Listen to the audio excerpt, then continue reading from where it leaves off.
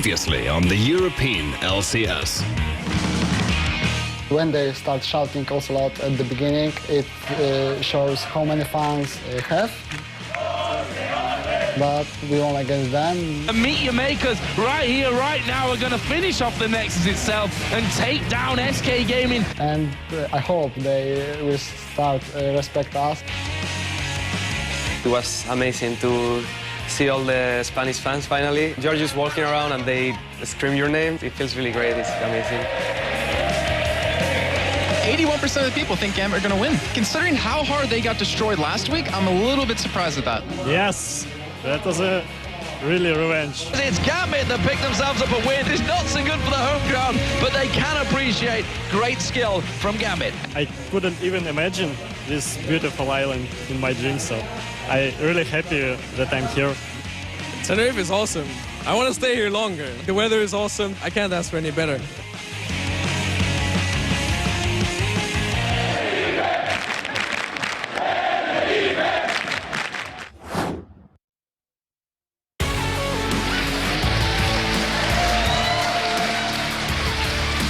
Welcome to week 7 of the European LCS Summer Split. I am your host, EU Summer, and we're back in our home studio in Cologne after a week on the road. We had a great time in Tenerife, but the teams weren't there just to soak up the sun. After 3 days of matches in Spain, 4 teams are now locked in a tie for first place. With only 3 weeks left in the regular season and the standings as close as they are, each game has the potential to change who sits at the top of the table. Before we get to the action, let's head over to our casters, Joe Miller and Lee D-Man Smith, who are standing by to catch you up with all the latest LCS news from around Europe.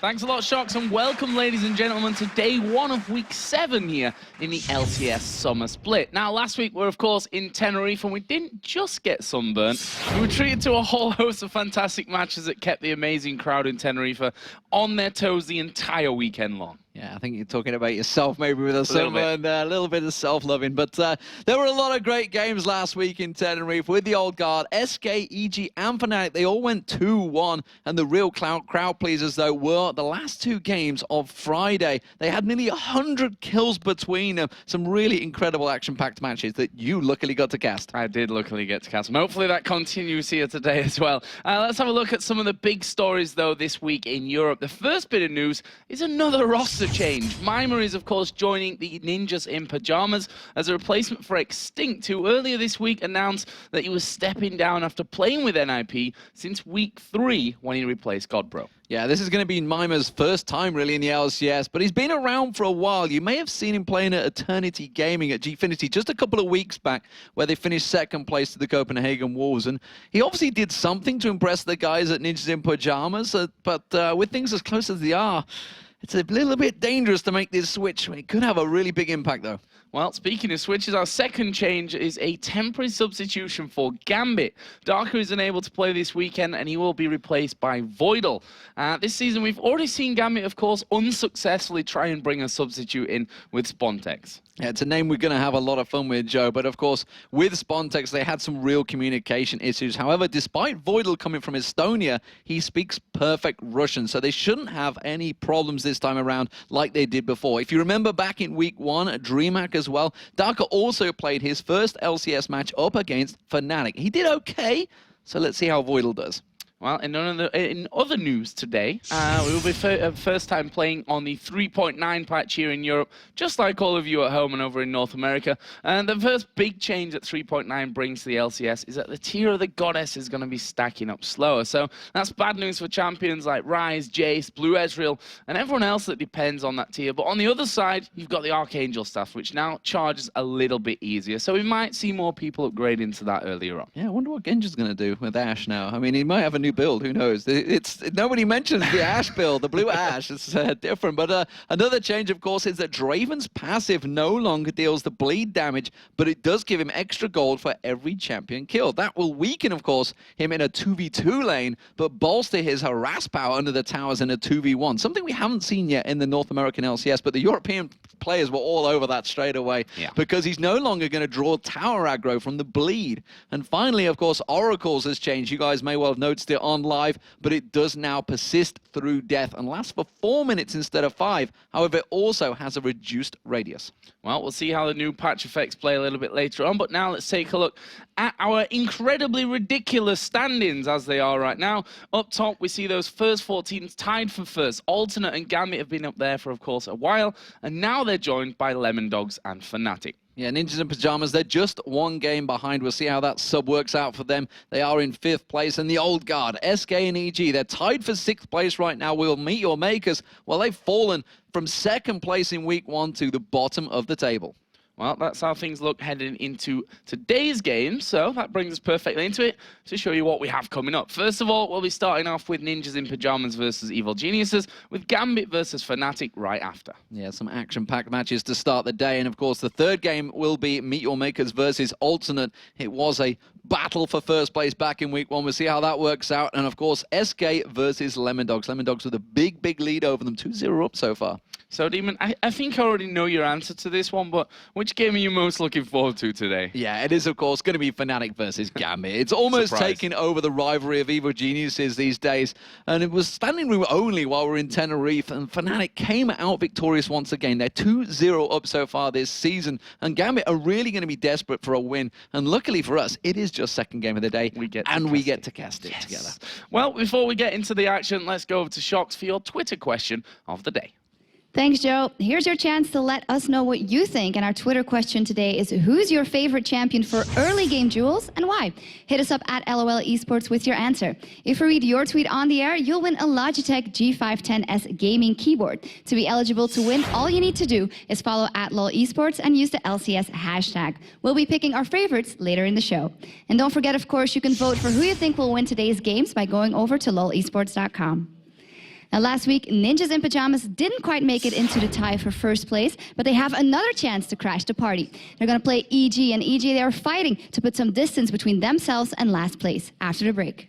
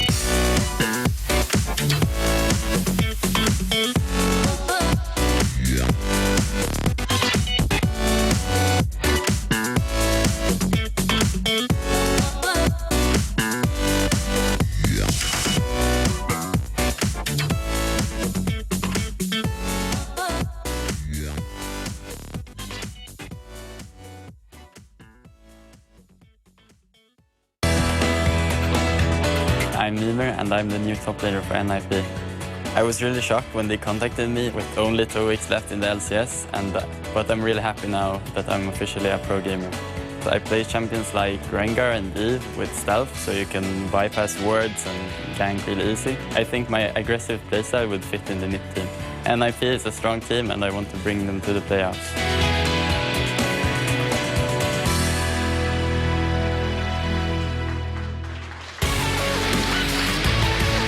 Hello everyone and welcome back to the LCS studios in Cologne, where in a minute NIP take on EG.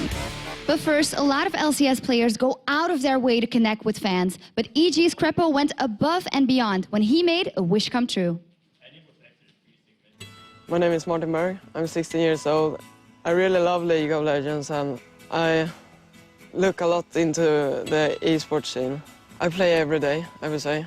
I came here because I got a wish from a Swedish cancer fund. Martin is sick and he has leukemia. And he has had quite a tough time. You know, he lost almost 1 year at school. It was really hard. I lost a lot of friends and yeah. So basically a few months ago I was just browsing Reddit and I saw a post about a Swedish kid that battled cancer. I made a post on Reddit about me getting a wish and I wanted to do something League of Legends related.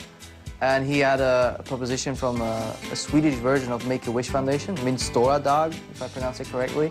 Min Stora Dag. And he was looking to come to LCS, maybe meet a pro player. So I put him in touch with some people at Riot. I mean, he had a number of things to choose from.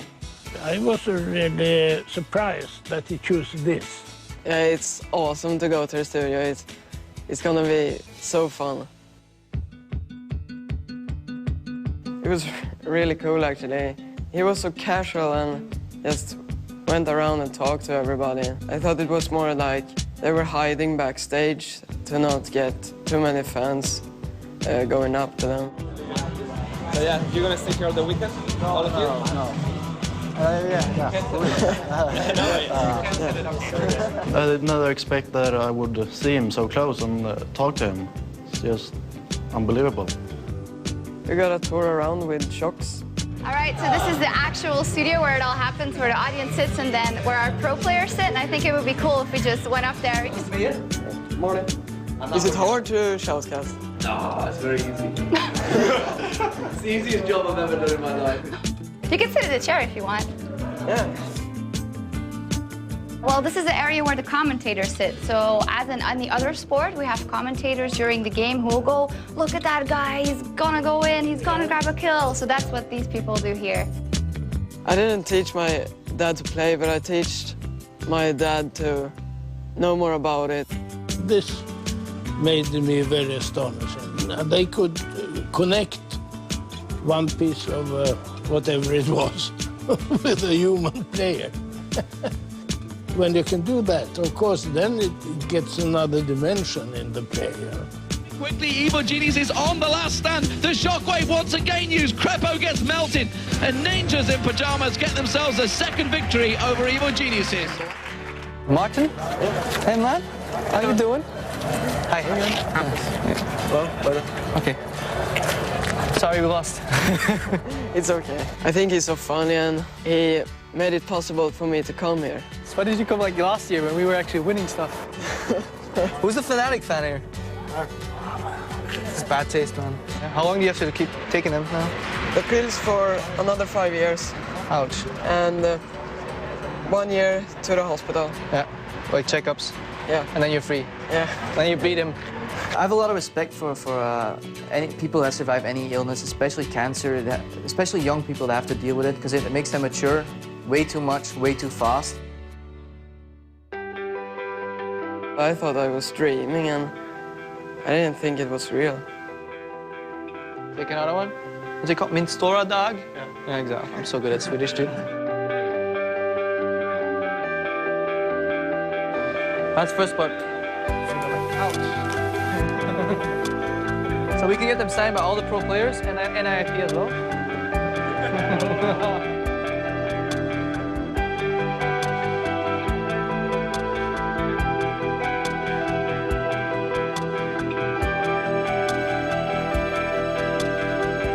welcome back, ladies and gentlemen, to our final match of the day.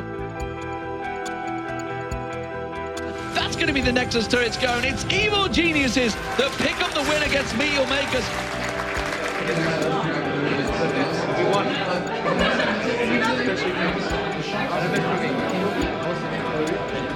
After this, it has another meaning, of course. So we now understand why he cannot break up a game and come down to dinner. Yeah, that's what we try to do. Random events that take a minute out of your time to make somebody else happy is just what makes it worth being a pro gamer.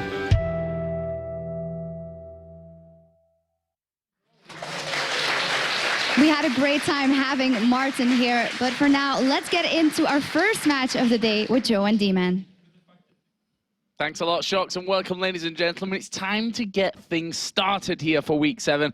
So let's take a look at the lineups for our first game, starting with Ninjas in Pajamas on the blue side, Mima, the new boy, in the top lane, replacing Extinct, Maluno in the jungle, Bjergsen in the mid lane, and then, of course, Freeze on AD carrying Deficio the support. And for Evil Geniuses today, it is going to be Wicked in that top lane. Shaker will be taking the jungle role. Of course, Snoopy is one of the subs. They can use whoever they want. Froggen in the mid lane, Yellow Pete as the AD carry, and Crepo as support. Well, you guys at home have been voting for who you believe is going to win this one. What's it looking like, Demon? Well, it is Evil Geniuses. The army is still strong, and it is going to be 56% vote. Of course, you guys, there is still time to vote for the rest of the weekend's matches over at lolesports.com, where you can also find standings, results, VODs, and more from not only the Europe, North American scene as well. Well, let's take a little bit of a close look. We talked about how Ninjas in Pajamas just got a new top laner in the form of Mima. Now, joining an LCS team this late on in the season definitely isn't easy. There's going to be a lot of pressure on him to perform. NIP has been on that roll lately, and they're counting on him to be able to jump straight into the lineup and contribute. Yeah, just because you've got good stats in solo queue doesn't generally mean a player will do well here in the LCS. Mima is still an unproven talent at this level, and if he's going to make an impression, he's going to need to step it up right away. Well, EG's got something interesting going on with that roster too, let's not forget. The flexible roster plan that they decided to go with looked good for them in Tenerife. They've got two very different options in the jungle and can decide before each game on Snoopy's experience and patience, or that boy there, Shaka's aggression. Yeah, we're still not sure on his pronunciation. We just spoke to Crepo. He was like, oh, what do you call him, Shaka, Shaker? We said, we call him what we like. But they do get the best of both worlds, of course. We've seen this kind of setup in South Korea, sorry. Get my careers the right way around. It's not a good way to go, guys. However, back on track. While the teams, I'm lost on that one. I've lost myself on that one completely. But in Korea, we have seen this setup already. Everybody facepalming everywhere. They have started to use effectively squad. So instead of just 5 games and a few subs, it is now a squad of players that can change from game to game according to how they are playing and really who fits best. And of course, you just got to look at CJ Frost, I guess, who just played this morning. You know, they've been using, who's that? It's awesome. Ganked by Mom in the mid lane instead of the normal mid laner. It's got to be the worst name to go down to as well, I think, in the grand scheme of things.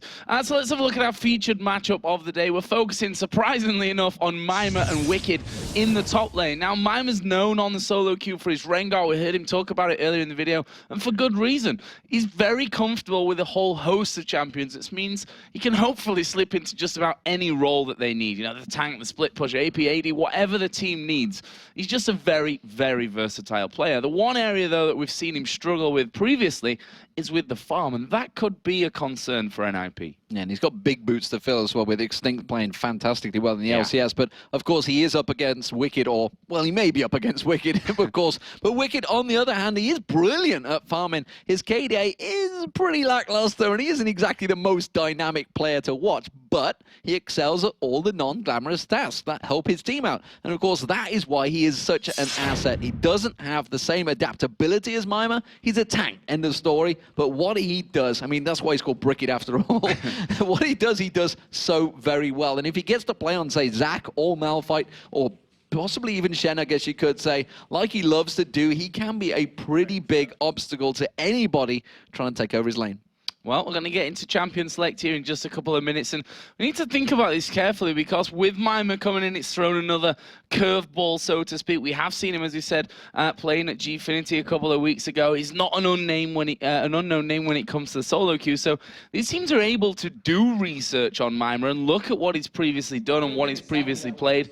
Whether that means that you'll get any bans so early out of the gate here, I'm not quite so sure. Well, I mean, from the research we've done, from what we know of these guys, he's actually got a bigger champion pool than Extinct, which is pretty impressive itself, because Extinct really did pull a lot of champions out of the bag. Of course, Extinct was a mid laner, so we knew kind of what he was going to bring. It was going to be those ability powered champions. Now with Mima, you've got everything available to them now. So you've kind of got the element that you had with Godbro, the strong Shen players, the Malphites, and you've also got those AP champions, the Lissandras, the Rydes. Of course, with Tyria Goddess change, we're on 3.9. Who knows what we're going to get? Of course, bans coming in already. We are seeing Jason Elise still being taken away. Elise still has an incredible win rate, so no surprise there. Shen and Evelyn also taken out. Lissandra at the moment is still available, and we talked about this last week in Tenerife. He's got an 86% win rate in Europe, and yet NA is still barely playing.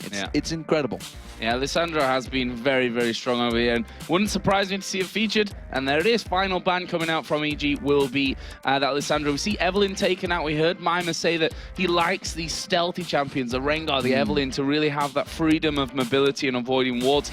But Twisted Fate was left open, and Bjergsen says, pick that one up. I want to play me some Twisted Fate. On the other side, though, Crepo are going to get Thresh, and we talked about it earlier, Malphite. Most probably for Wicked, but it wouldn't be the biggest surprise if it went on to Froggen as well. Yeah, it's interesting that Twisted Fate does get locked, and we've talked about it a number of times with, say, Alex Ich. And actually, if you remember back to the Fnatic Gambit game in Tenerife, nobody selected Twisted Fate. It was the first time I think we've seen him slip through in the European LCS. And both Froggen and Alex have talked about, you know, they're both actually very good on the champion, but they're also saying you can bait teams into this. I wonder if Evil Geniuses have done that again, because Froggen was in that conversation. He did play a fantastic Twisted Fate the other week, 2 weeks back when we were here in the studio. We ended up getting that triple kill at the Baron. But teams tend to lock in so quickly on the champion just to make sure they can get Twisted Fate that sometimes they probably haven't had chance to practice with it. But there's an interesting one. For the first time, we are seeing a different European LCS team playing Aatrox. We saw it in the North American LCS come out this week. If you haven't watched it in there, I believe it was Kiwi Kid that played it for Dignitas, who's played it. Certainly the games I saw anyway. There's a lot of games that happen. I don't get to watch them all, I'm afraid. But again, we are seeing not Draven being selected this time. So Draven available. The European teams still say he's strong, yet they haven't gone with it. So that's interesting, because it's Freeze. I did ask Freeze about this while we're having food as well. And he was like, he just stayed quiet. I was like, so you're going to play him? You're not going to play him? Obviously, Froggen was on the table with us, so he's like, sat there, not saying a word. Not putting my mouth about that one. But yeah, Aatrox, we've obviously seen him twice so far in Europe. That was both times with Darian. On the other side, we're seeing a Twitch now. Obviously, these double AD combos have been coming out a lot more, and we know that Froggen has been playing a lot of Twitch. Like, a lot. Like, really, really a lot of Twitch. And we can just say now that his win ratio is pretty good with it as well. He was he's kind of bragging about that to us 20 games. He just got his 20th game on his new account, and 20 for 0 so far on Twitch. Not bad stats. Not a bad stat. So he did play it, of course, in Tenerife as well last week, and they did win that game, I believe, but he didn't play very well on it in that match. It was kind of feeding, and that surprises me that they've allowed him to play it through. So obviously he's still got a bit of sway in that team. Obviously, now that they have the analysis person in there with N-Rated helping them out, they've obviously looked at it and gone, okay, it could have gone better. We'll see how it goes. Yeah, we saw Xin Zhao being locked in there for Shaka. He's played Xin Zhao before. That was the game that they actually lost last week in Tenerife. Elise, of course, was the one that he won with. Already banned out here for NIP, though. So, what are NIP going to finish off with right now? Deficio hanging with the Nami, a champion which he has already played 6 times. Got a 50% win rate with that one as well. So, wouldn't certainly surprise me to see that one coming in. And the Rise as well, by the looks of things here. Yeah, and something we actually kind of briefly skipped over was the fact that Crepo's got Thresh. Yep. That's a champion that effectively he won the game for EG in Tenerife on. The fact that you saw the entire team jump up and celebrate on literally pile onto Crepo, because they were so happy with how his hooks were setting up kills. So we're going to have to see how that works out for him. It works out very well. Yellow Pete, of course, hasn't selected yet it could still be Twitch on Yellow Pete, because Yellow Pete has played Twitch a number of times before. So this is effectively gave them that open opportunity that it can either be for Yellow Pete, for Froggen in the mid lane. So kind of that Rise pick was a little bit blind in the mid, or, well, in the top lane. In fact, hold on a minute. It's going to be Aatrox and jungle. I don't believe we've definitely not seen that in Europe. I'm not sure whether we've even seen that in North America yet. Darian's played it both times that we've seen Aatrox up till now in the summer split. Oh, since his release, I think we can really say. He's only been available for 2 weeks now. But yeah, Aatrox, he's been in the top lane before. We're going to see jungle here. And right now it looks like Froggen is actually going to be going with the Kassadin. Again, we see these Kassadin sneak through to the last pick every single time, pretty much, to go up against that Twisted Fate. Yeah, very good counter and very clever picking from Evo Genius. He's putting that Twitch out there. The fact that they knew, we knew, everybody knows that he's been playing Twitch non-stop, absolutely loves that champion in the mid lane, and sure enough, it's going to Yellow Pete. So good bit of foul play. So whether NIP were ready for this, whether they were expecting it, whether Bjergsen's just quickly had to change his runes of masteries around, which may be the way he's looking around. I think he maybe was expecting casting anyway. He seemed quite happy and just sitting there. We are also seeing double teleport. Yeah, double teleport. That could be very interesting. If Froggen and Wicked, obviously they still have 20 seconds to change that thing around, so they might make the decision to pull one away, but the fact is, when you've got the Twisted Fate in there, he's going to be moving around once he hits level 6 anyway. With Destiny, that having at least that one teleport on the team is going to make big sense to them. So we'll see how that all works out once we get close to the match.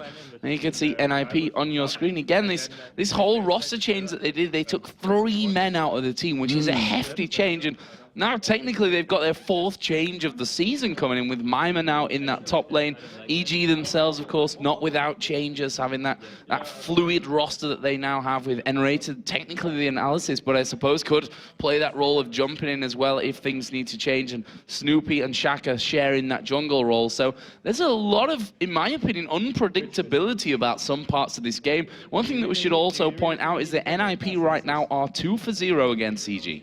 They are. They have had a really good record against them, and with the new and old roster, I believe that they've been successful against Evo Geniuses. EG, though, as we mentioned, they've started to make a bit of a comeback. They went 2-1 in Tenerife, and honestly, the loss that they had was a pretty wild game. It's that match against Alternate Ekash itself. That was the one that there was almost, I think it was almost 100 kills just in that game on its own. It was a pretty wild game. And they've also actually been tweeting about practice scrims this week against Gambit, and they had over 100 kills in that. So maybe with Shaker in the team, the new EG lineup is a lot more aggressive. We're going to see how that works out. Of course, Mima has gone Flash Ignite, so he's probably going to be looking to be aggressive here. Whether he's going to be in a 2v1, though, so we'll see whether that works out. Wicked on Malphite, he's happy in a 2v1. He actually hasn't died a great deal on Malphite either. He's been literally rock solid. Oh. So, going quite deep into utility tree as well, we see the total biscuit of rejuvenation on him, so that gives some points to how defensive he's probably going to be playing in this lane. Obviously, if it's a 2v1, you'd expect nothing different from that one. Doran Shield start as well for Kassadin at the kickoff from this one. Rise starting out with the Sapphire Crystal there as well. Wants to go as heavy as he can on that mana side of things. So this, as we said, we're on 3.9 now, so we may see some changes in terms of builds, especially for the likes of Rise here, who obviously previously would have been trying to get that tier stacked up as early as possible. As NIP right now on the invade, they've been spotted by a ward there. Crepo's still on the top side of his red buff, and actually didn't fully recall there. He kind of hit the button and then decided against it. They've got a deep ward in there at NIP, so they know, or they're gonna know at least, where Shaka is. Absolutely, and a lot of pings, a lot of pings, but no one actually going anywhere. We did just see Pete and Crepo backing off, so maybe that was a case of, okay, we've seen who's at the top here, and they're going to try and rotate the lane. It does look like they're going to be standard duo lanes, though. We're already seeing Wicked. He's moving up to the top, so it seems that they want 1v1 this time around. Whether that's going to be Wicked's call, how many times we've heard him saying straight away that the fact that I want these 1v1s. You can see he's got that 80% win rate on Malphite. It's a very good stat. As we mentioned, he's so solid on it. Doesn't really die a great deal. He does just sit and farm, and that's really all he's got to do at Malphite right now, because it's all about the unstoppable force when he gets to level 6, when he can teleport into those team fights. And there we see both junglers using that smite early on. Red buff for Shaka, blue buff over for Maluno on that Aatrox. We'll see how he really makes his presence felt in this one. As we said, third time we've seen the Aatrox so far here in this summer split, and first time though today that we're seeing him actually in that jungle there. So Freeze, of course, a man who's done amazingly well so far for NIP, was another, like me, victim of sunburn over in Tenerife, so hopefully he's feeling a little bit better from that one, and we'll see how he goes up against Yellow Pete and Crepo today. To be fair, the entire NIP team were kind of victims. They're all very red, and Maluno just showed me how much he's bigling. It's not a pretty sight for the NIP team, but they are all happy and glad to be back here in Cologne. This Deficio freeze lane has been very successful. It's been a really good change from the Tess. Was a great AD carry, but since Freeze has come in, the understanding seems to be very strong between these two champions and two players. Sorry, and Deficio on Nami has played so well over the last few weeks. It's one of the champions that he seems to really feel very comfortable on, with those Aqua Prisms landing very well. Maluno, with the double buff, is hovering around the mid lane, but there is a ward you can see just on that side of the banana bush, although Maluno snuck in there. He didn't get spotted by that, and he used his ability to jump across. We'll see whether Froggen falls for it, though. Froggen himself, who is only level 3 right now, obviously won't have that Rift Walk, so he's going to get maybe forced to flash. We'll see about that one, of course. Doesn't have an Ignite in there as well. We've had this discussion what feels like a million times by now about mid laners who really prefer this teleport, and you can definitely you know, see why against a team that's got that Twisted Fate in there, although Wicked going to be running it as well. And the funny thing is that we are getting these 1v1s in the top lane, which kind of didn't expect, to be honest. Maluno's been in that bush for a good 30+ seconds already, and he's done this before, but there was no chance for gank now that time around. This time, finally, he's actually pushing out a little bit, Froggen. So we do sort of see Sheka doing this exact same thing at the top here. Maluno's going to come in, but I think Froggen's going to walk away from this one easy. Forces the flash. Job done. Yeah, flashing away, which obviously not going to be available to him for a good while now, but I think he'll be happy with that rather than the chance of giving away a first blood as Shaka comes down. And we've seen that he is not afraid whatsoever to get involved when it comes to these 1v1 skirmishes. We saw him, I think, by the Wolf camp on the blue side, you know, as a red team in their game that they lost last week. And he's definitely not shy about getting involved and having a good brawl inside of the jungle. Froggen there just keeping things safe. We can see a couple of early items coming out as well. Negatron Cloak for Wicked in this top lane, so no real surprise. He's going to be getting very bulky and tanky as early as he can to really just get rid of any threat that Ryze can pose. Yeah, there's a double Doran's Ring for Bjergsen as well, so maybe we're going to see him being a little bit more aggressive once he starts getting close to that level 6. It was interesting to see that, you say the two junglers, they met, and Sheka actually had a level advantage over Maluno, didn't want to face each other. That Blood Well now built up by Maluno, so of course with that passive, it was probably a case of, yeah, I don't want to really risk the double buff I've got though. And he is coming round. There is no wards anymore in this river, although the wraiths have just been taken. Has he got the timing? Not really, because Red's not going to be up for a while yet, so maybe it's going to be a gank on this bottom lane. There's no ward in the tri-bush. You can see it's in the river just off the side, so he won't get spotted here. No, actually got no vision of Shaka's position right now, and he's got the ability to come straight through from this one as, well, Crepo went for the flay there and not quite able to really lock anyone down. Nicely done from the NIP bot lane, though, not to get caught out from that. Interesting item build for Wicked. Look at that, building straight into this lane. Know exactly what he needs. Gets that Negatron Cloak, so can be full-on defensive against Maimat. Quite happy to sit and farm. As we've pointed out, you can see it's actually very even in farm across all lanes. The big difference really is the mid lane, where Bjergsen has that early advantage over Froggen and Cassidy. No surprise there, Twisted Fate a much stronger early farmer than Cassidy will be. Yeah, we'll probably see Froggen catching that one back up in a little while. And we'll see there down the EG side, 4 wards picked up, almost 1 ward for everyone, and plus loads of pots, both health and mana on that side. We do see that the tier has been started here for Cassidy now, for Froggen, so obviously not feeling the changes too much of that 3.9 and the slower stack rate that you get from the tier now.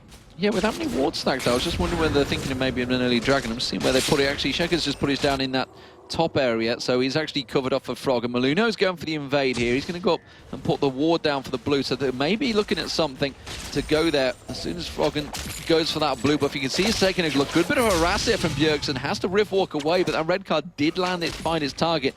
And Maluno is still lingering around there. He's worriedly warding out that blue buff, so NIP setting up for that invade in just a few moments. Yeah, got really good vision on this bottom side here for when that blue actually does come into play.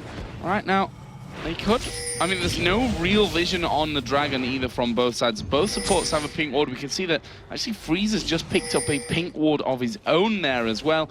And let's not forget that both Wicked and Froggen have wards. So that's where they have teleport. So that's where those wards come into play even more. Get a ward down, you can teleport in on the backside. Just a lot of options open now for EG. But NIP, of course, have that with Bjergsen already at level 7 as well.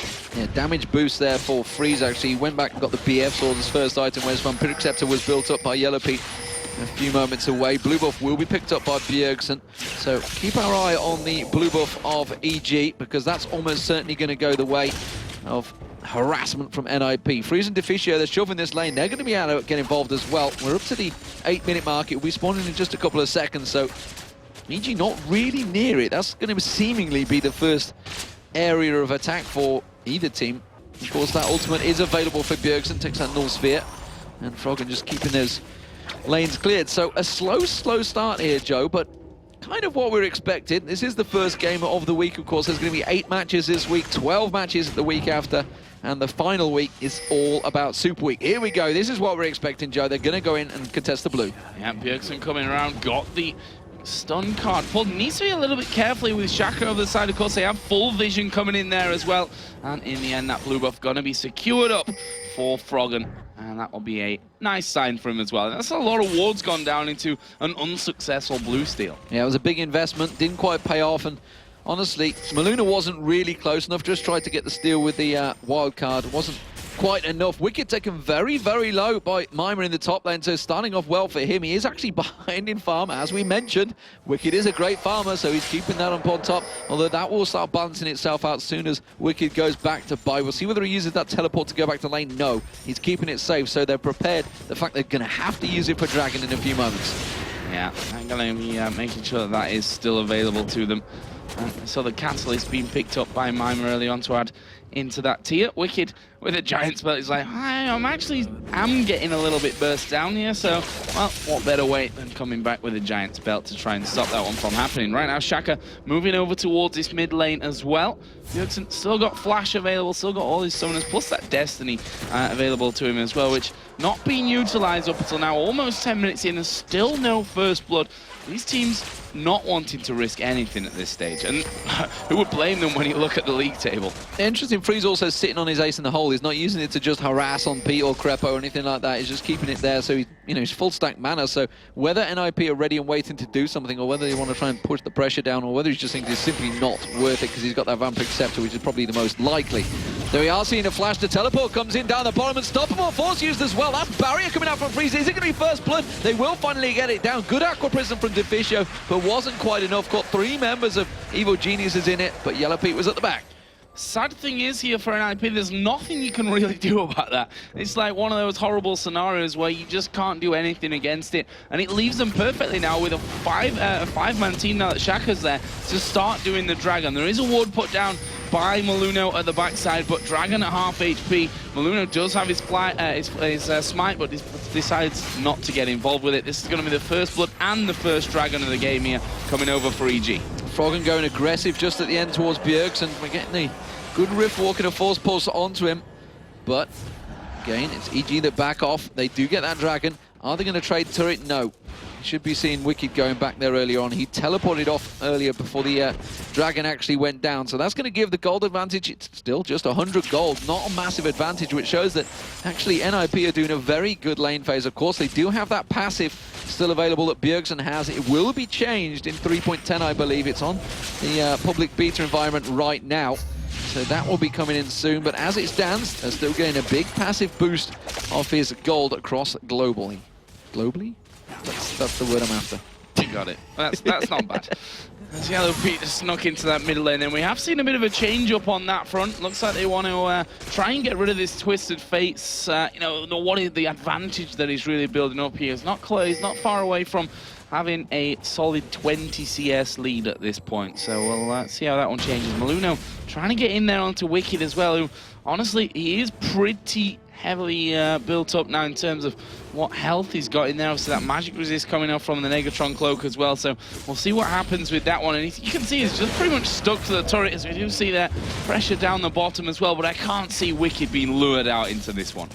No, he's sticking quite a far back. The fact that the jungler hasn't been spotted for a while, Maluno, he always tends to have that sixth sense, and just to keep his eyes peeled. It has actually put a ward in that tri-bush, so he's well aware of this. Now they're going to get a double stack on him. Wicked's going to have to be careful here. He's got no help for a very long distance, so he's actually going to step away from this one. Has got unstoppable force if he needs it. Meanwhile, Bjergsen, he's getting caught out. You're going to see the cast spray and pray coming out from Yellow Pete. Great stun card from Bjergsen. Will it be enough? No, the poison gets him. Yes, it will be. Pete gets his second kill. And that's the problem with Twitch. You just think you've got away with that slither of health, but of course you don't because of the poison ticking in there. And NIP, good pressure in this top lane though. They've managed to take that one down despite losing that man in the middle. The question is now whether they can actually defend this mid lane. Both Crepo and Yellow Pete putting good damage onto that one. Shaka's actually just off to the south here doing the raids on the NIP side of the jungle, so he's a possibility to come in there and help them as well. Aatrox now coming down this mid lane. They're going to spot him and back away. Yeah, Shaka was lingering. He's, like you say, he got those wraiths. He was ready and waiting for something to happen. He's taken the major wraith away, hand backs off. So, it is actually first tower to NAP. That does give him a tiniest of gold advantages. EG currently with the kill score lead. Just 2-0, both stacked on towards Yellow Pete. It's going to get now Bloodthirst that much quicker. We'll see how that helps out, getting a Twitch stacked in there. As we mentioned, Frog has been playing it all the time, so I wonder how it works between those two, how they debate about who's the better Twitch player and how they should build it. I don't know. It should be interesting between them, interesting conversations. Frogger, though, he's going to be picking up the blue buff. He needs that. He's going to get that Force Pulse out, does finally take it down, and we'll see where he goes aggressive. It's looking like the bottom lane. They've tried it once before. No, he's just going to have to clear out the lane. The Yellow Pete is playing very aggressive here today. I mean, we should expect from this Twitch stealthing himself up in there, getting the slows off onto Bjergsen, who they've already killed before. And that's kind of not really the Yellow Pete that we're so used to seeing. He's certainly more of a passive AD carry when you compare him with the likes of other players here in the European LCS. But so far, you know, 2 for 0, definitely can't knock that position. He's going to be feeling very, very comfortable as things go forward. Deficio now coming into this mid lane as well. They want to make sure that doesn't go down. However, the pressure is coming in this bottom lane as both Froggen and Wicked able to put some damage down. Actually, Wicked's going to wait in the brush here, so they're going to try and set something up. It's a worrying start, honestly, for Ninjas in Pajamas for me here, because EG, generally, if they win the lanes and they're doing pretty, I'd say pretty much even across all lanes, they are losing the top lane maybe. Wicked actually been outfarmed by Mima so far, so maybe that's one point of contention. But EG, if they do well in lane phase, they transition so well into great team fights. NIP have got very good team fights, but of course you've got to remember, like we were saying, they've got a new sub in there. They've got a new person, which is a big damage dealer right now in terms of Rise. He's going to be huge in terms of endgame, and its question is, have they got that team synergy that EG obviously will have? Oh, the hog coming through there from Crepo, but look at the damage coming out. The Ignite actually ticking away on him there. Think he's going to survive, but here comes the teleport from Froggen and Wicked in from the side of that one as well. Froggen now getting focused by Mima. And Shaka comes back around, and EG trying to turn that one on its head, but almost backfired for them. Yeah, they didn't quite have the members in the right place. Pete getting caught out there, has to try and stealth back towards the tower, and NIP not giving up on this one, despite the fact you can see Freeze, he's down that bottom lane, pushing the tower down. Wicked's going to have to go and deal with him, but it looks like NIP going to keep that pressure going. Pete sticks around, clears the wave. That middle turret not got much health left, nor is this top one. We do see Wicked coming down there. Dragon is going to be up in a minute. They really wanted to get these towers down so they could contest for the next Dragon. Yeah, that'd been a great play from NAP if they could push that one out and stop really the presence of anyone in that bottom lane to go up. They've got a lot of wards down on that bottom side of the river as well. Bjergsen and Mima both on the turret right now. As Bjergsen is going in there getting as much damage down as he can. Shaka down to less than half HP from the two of them combining onto him as well. So this turret now needs a lot of reinforcement if Evil Geniuses are going to keep that one up. There's a ward over the top from Crepo, not really revealing much of anything. And Freeze going to make 2-0 in turrets as they take down the bottom outer turret with 18 seconds for Dragon. Perfect timing for NIP here. Yeah, perfect timing, perfect harass. They made sure it was Shaka that they managed to force back to tower, and now they're going to dive in towards Wicked. Have they got enough to take down the brick, though? That's the question. There's the stun card. There's the wild card. Everything going towards Wicked. He is going to go down in this one, but have they put too much into it? You can see the top lane turret's taking a lot of damage. The middle turret's taking a lot of damage. They're going to go for Dragon, but have they put too much effort in just taking it down? Well, Froggen's certainly going to have that top turret away. He's got masses of minions coming in. He's making sure that the next waves don't come through to that one. Dragon will be taken here by NIP, but EG have 3 men in that mid lane. They will manage to take that one down. Mima alone versus 3, not able to hold that one off. So it brings us back to tied game now in turrets, but NIP having that lead thanks to the advantage that they've got in the farm in most places, and also, of course, the Twisted Fate passive, plus that last Dragon, leaves them 1,000 gold in the lead. Yeah, Froggen trying to set up, so nice play. EG realizing the situation, realizing the pressure that NIP were placing on them, and countered it very well. So still even, as you say, just that 1,000 gold, that's all it is. That actually gives NIP that advantage. It does mean that they've won out in the lane phase, and in terms of farm, Wicked actually did fall a bit behind Mima. It was something that we focused on at the start in that top lane, is what we wanted to look at between them, the fact that Mima had struggled in terms of farm in his previous matches at Gfinity, and certainly in solo queue as well, up against some stronger opponents. But Wicked at the moment, you know, you gotta be fair, he's on Malphite. He's a good farmer, but he's against the Ryze. Ryze is a great farmer. The mid turret's going to go down, and there's nothing that EG could do about that. Simply Crepo all on his own. They're going to take the bottom turret, though, so they're going to just transfer it around. But look at NIP. They're already moving down here, and they're going to try and leave Froggen. Froggen's going to have that Riftwalk to try and escape this one. EG trying to head them off in the river, realizing that the situation was a little bit too dangerous in that bottom lane, backing off. So finally, NIP have got themselves a bit of a foothold, a bit of an advantage over EG. And there was Maluno just getting out to this bottom lane to make sure that that one doesn't go down. Keep that tower lead that they've nicely built up here at 3 towers to 2. But look at EG. 4 men inside of the enemy jungle right now. They are moving right down towards that red buff area as more wards get put down. So they want to make sure they've got complete vision of that one. And Maluno needs to be careful. Yeah, he's going to back away. Doesn't want to get collapsed on. Yeah, realize that EG, or everybody's going to go for this tower. This is the only objective that they really will be focusing on. And sure enough, reads it like a book and just quickly backs away. Yellow Pete's clearing out that wave. The rest of EG have actually backed away from this one because NOP have responded strongly and kind. There's Ace in the hole. It's going on to Pete. He's going to throw the lantern out. Dark Passage. Will it be enough to pick it up? Yes, he does. Barrier is used. Fantastic play from EG to escape that trap. Oh, box put down there. There was a flash through. Wildcard's hitting Yellow Pete. Not quite got the damage to take him down. You can hardly see his health on that right-hand bar right now.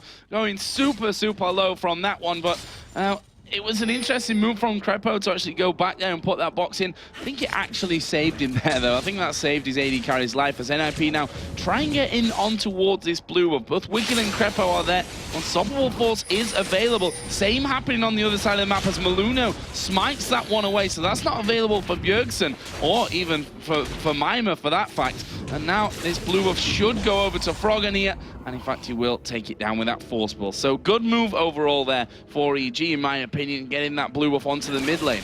Yeah, very good move. And a lot of ultimates used actually from NIP just to get that one kill. So all they got out of it was a blue buff that went to their jungler instead. The blue buff for Froggen's going to be much more useful. You see the fact that Bjergsen went and got that Twin Shadows. He's trying to keep track of Froggen, but Froggen's doing a great job of split pushing once again. This is what we saw him doing in Tenerife, and it seems to be working out well once again for Evil Geniuses. Maluna trying to head him off here, just defend out that turret. It's going to be a 2v2 situation though, because you can see Shaka's ready and waiting to go for this one. But EG will back away. And again, we have this tentative moment where both teams just play this live tactical chess match. Oh, Mima needs to be real careful here. And as I say that, EG like, no, they don't. No, he doesn't, Joe. We're just going to leave this one. Wicked still pushing down. There's actually the teleport coming in. Unstoppable Force comes down. Bjergsen going to do his best here. Got the slowdown onto Wicked, but he doesn't even care about that turret. He'll tank that one up all day. There is the kill, and EG going to make it 3-3 in turrets as well. Yeah, good teleport usage there from Froggen from the top to the bottom. Quickly caught him out, and I think Bjergsen, yeah, I don't know if he'd use his ultimate, whether he used Destiny to get down there. I didn't see it actually come the icon pop up because we were looking at NIP, but his ultimate is down, so I can only assume he went down there. So actually, that's going to be down for a while. And EG now equal in turrets, just a little bit behind in gold. They're going to dive in. Oh, Mima getting completely caught out from this one. Yellow P actually going very low. We're going to see Maluno getting in onto the backside for that one as Froggen will take down Mima. Shaka now having to go at Freeze, but he's completely out of position from this one. Freeze going to take him down. Maluno trying his best, gets the slow in there, but can he escape from this one? He leaps over the wall, but the minions are attacking him as well. Meanwhile, on the top side, Froggen having to rift walk in towards the Dragon Pit. And, well, it ends there with a 1-for-1 in the end after a crazy big fight. Yeah, close fight there. They couldn't really get the focus. Neither team, they were kind of split targeted. And you saw Shaker went for freeze. He's like, I'm on him, guys. I'm on the AD carry. But Pete was like, no, I'm off. Not really living up to his YOLO name, I think it's safe to say. And he just backed away and left his jungler to it. So Snoopy will be sat watching now, and I'm thinking, yeah, I've been in that situation before. I know the feeling that Shaker's got right now, but these are the problems that you're going to have when you have these new players coming into the team. We saw the same. Mima got selected quickly there, took down Rise very early on. So ironically, it was both new members of the team that both went down. And look at the farm here as well. I mentioned it earlier whilst Froggen was falling behind at those early levels that chances are he's going to catch this one up, and he has done that. He's got a 10 CS lead right now. 500 gold overall is the lead that he's actually got on that Twisted Fate of Bjergsen. So we'll see how that impacts in these coming minutes coming into this one. Caitlyn's got a bit of an advantage there over Twitch as well. And overall, that leads to about 500 gold in the difference as well. Obviously, Yellow Pete not died just yet, and also got those 2 kills to his name. But we could see now a big fight for the Dragon. Yeah, you can see all of Evil Genius as the ace in the hole coming out. It's going to go on to Crepo. He's not going to be too worried about that. They did actually pull the Dragon out, but you can see that Froggen just stand at the side, waiting in the wings. They push the bottom lane in as well, so EG have a small tactical advantage. In the mid lane, you can see that Bjergsen, he's continuing to shove. Destiny is available. He's going to pull a wave on towards the middle turret. Now the Dragon's going to start getting pulled out here. NOP just going to bide the time. Maluno is going to be almost certainly launching in any second now. Twin Shadows coming out then. Seems to be enough here from NMP to actually force EG away. They want to keep that Dragon going. Wicked was thinking about the unstoppable force there as he edges forward, but Dragon is now back in its pit, resets itself up as the Caitlyn traps go down as well, just to try and get that free stun onto anyone coming out there. But it's a bit of a face-off right now in the bottom side of Rhythm. Neither team really wanted to make the first move from this one. They're waiting until the opposition make a mistake. EG now starting off that Dragon once again. It gets down to half as NIP just looking for the road in. The hook missing from Crepo. Here comes the fight. They're going to dive in. The unstoppable force. He does manage to find the AD carry and the top laner. Mima's surely going to go down here. He's going to be focused on. Wicked's actually taking the damage. He will get dropped in there, but immediately you see Maluno dropping. Stun card onto Froggen. Have they got enough? No, the hook lands perfectly on towards Bjergsen. Froggen has to riff walk away from this one. It's a close fight. It's actually a 2-for-1 so far. Now it's a 2-for-2. Now it's a 3-for-2. Fantastic fight. Quickly turned around by Ninjas in Pajamas, and the ace in the hole almost picked up another.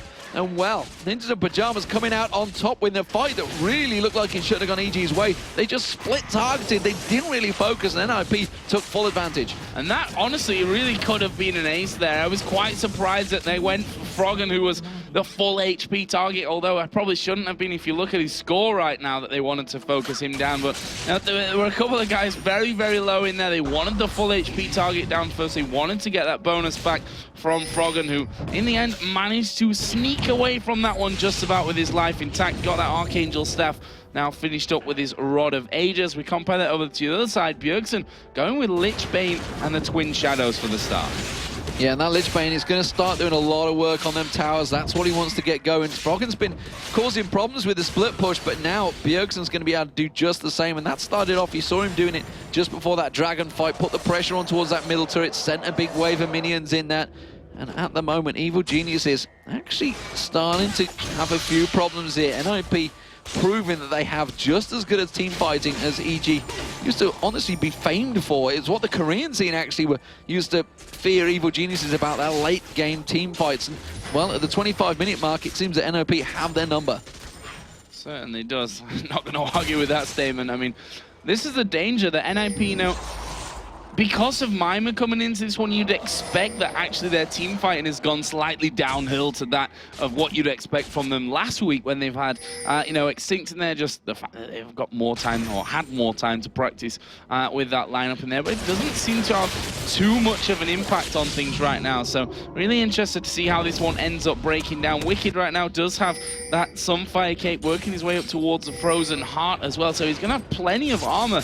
Fact is, though, Twisted Fate and Rise between them him. Not going to be doing too much physical damage in there as well, so we'll see how that one all works out from in the end. We've got an Aegis on both sides of things from the junglers as well, just to help out with those stats. Yeah, NIP thought about shoving that mid lane. You saw that the fact that Wicked and Froggen were both off in that top lane. Froggen backed off to buy. Wicked stayed there, and actually NIP were unsure of his positioning, so since they didn't have a great ward advantage, certainly over in the top area of the jungle of EG, they didn't want him to get caught out by something coming out of the side, so wisely backed away, keeping the force. And EG trying to force something here. They're going to come around the side. They see Mima. He's going to get caught by the unstoppable force. You can see Froggen. He's going to come across. Nullsphere goes down. They're backing away now. Bjergsen comes in with the support and does force them away. That was a couple of ultimates used there by Evil Geniuses and NOP. Twin Shadows going out. There's going to be the ride in the wave. Is it going to be enough? But Crepo comes flying through from the side. The Hook's doing a great job. Shaka actually flashes away from this one. Froggen Rift walks away. Finally, they get a kill. It's a second one now for Yellow Pete. And it was a great fight for EG, using that advantage, simply taking away the vision, and EG, two members coming across the side, caught them all out. Yeah, Shaka was really strong in that role as well, using the ultimate just to spread everyone completely out as they dive straight in on top of EG, and they've got a lot of mobility in that team, and then Yellow Pete just coming in from the side, able to clean things up. He's now at 4-1-3, and that will be turret number 4 for Evil Geniuses, and they're still behind on the goal, funnily enough, whilst being ahead in turrets and kills, which just shows you how strong NIP have been so far in terms of that farm game and that dragon control coming in as well. Mima himself is getting some getting that Negatron cloak in there as well. We've seen the runic bulwark finished off for NIP, so already they're going to have a little bit of an extra edge when it comes to that next fight. But the fact is, EG, we've said it before, they are a team that were famed for their team fighting. And if they can bring 80% of what we saw from those team fights in the likes of Season 2, then they're still dangerous, whatever the case. Just in that mid lane, Froggen actually coming in, going aggressive on Mima, making sure he gets the golems away from him as well. Making sure he gets every little bit of gold and stacks it up. Has got that needlessly large rod as well, so if he gets the Rabadon's Death Camp, he's going to be doing some serious damage when that next team fight comes around. He is up to level 16 as well, equal with Mima on level, but they're the both highest in the game. As I say that, he at 17, so continues to be the highest. He is, of course, split pushing the whole time. EG clearing out the vision advantage that they have over NIP, and now the focus will be this bottom turret. You can see Mima already there, starting to back away. The rest of NIP heading down to this bottom lane, but EG have the numbers advantage at the moment. Are they going to be able to push and get some damage down? It's already at just around a quarter health taken off it. They are going to get a good wave. They're going in, Joe. They are going to go in for this one. Mima actually pushing back there a little bit, as well as the Twin Shadows. And little ghosts chasing down, getting the slows off, but NIP doing the job there. They've stopped that turret going down for now. Lost about half of its health in that one single siege, so we'll see if EG go back. It looks, though, like they've decided to back away from that one. Not going to put too much on the line and risk things for that, and they will just walk away. Froggen going to go back to his split push that we've been seeing from him time and time again here. Now, Kassadin's a perfect one to be doing that as well. So very mobile. As you said, that Rabadon's Death Cap going to be coming up here pretty soonish. Although you never know if Froggen might end up going up towards the Zhonya's and going a little bit differently from that one. But either way, it's a lot of damage coming out of the Kassadin. And it's going to be hard to stop doing what he's doing so successfully so far. Yeah, NIP seem to be struggling to keep the waves clear. They don't just really have someone to keep sending off the side. At the moment, you see Maluno down that bottom line. He's been the one that's actually cleared the waves a few times. Now we're seeing Mima going back to that top, but it's Froggen that's actually doing it. He literally went from bottom to top, cleared out the mid lane on the way pass, and then cleared out the top lane, keeping that farm piling up right now, way ahead of Bjergsen. As you can see, there's a 30+ CS difference. Big difference still for Mima versus Wicked, but that's because it's all going on to Froggen now. He's the man that's doing all the damage. He's driving around the map and clearing everything out. Of course, with the mobility that you get in Kassadin, it's no surprise. And look at this, 5 seconds to go on that dragon timer. EG want it. This is going to be their second dragon if they get it. I don't see NIP responding to this one. No chance from there. Got 4 men still on that top side of the map. And one thing that we should know, while we've got this whole split pushing thing going on from EG, they're quite happy to send Froggen top side, to send Wicked bottom side. Let's not forget, 2 teleports they have. Both of those champions have a teleport on them, and you can't defend a split push in a top and a bottom lane with just Twisted Fate to move around from Destiny and really rely on that. When NIP thought about it, I thought, hello, are we going to get a base raise chance? No, we're not. But Froggen puts such a big burst on Freeze, takes half his hit points off. That buys EG the time to take the bottom in a turret. Yeah, no chance after that. They didn't know that Kassadin was waiting inside the bush, and Froggen, he's not messing around. He's going to go in there, gets an ace in the hole for his troubles, but that really not scratching the surface too much.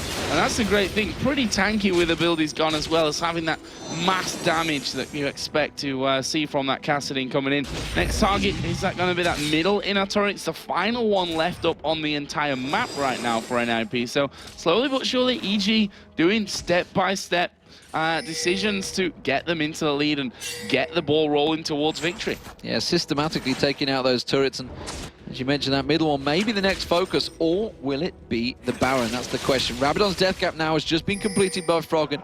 He continues his roam around the map, continues to clear out wave after wave of farm and keep that gold rolling. And while Bjergsen, while being on Twisted Fate, has just not been able to keep up the mobility, frankly. He's trying to get that Rabadon's death cup himself, or it could be Azonia's actually, considering he is on Twisted Fate, whether he's going to use that ultimate to try and bait out something. But again, look at the map. Froggen heading down that bottom, Rift walking his way through, gonna get another wave clear, another push on towards it, and he can just react so quickly. He's got that teleport available should he require it, and NIP seem a little bit lost as to how to react to this tactic that EG are putting across them.